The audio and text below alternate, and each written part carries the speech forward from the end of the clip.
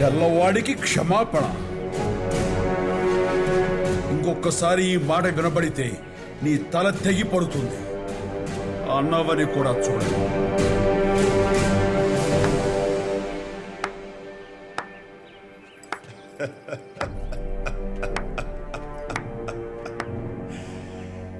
అన్నతలా క్షమాపణ.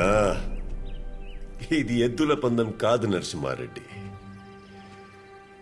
ఎద్దుల పందెం కాదు.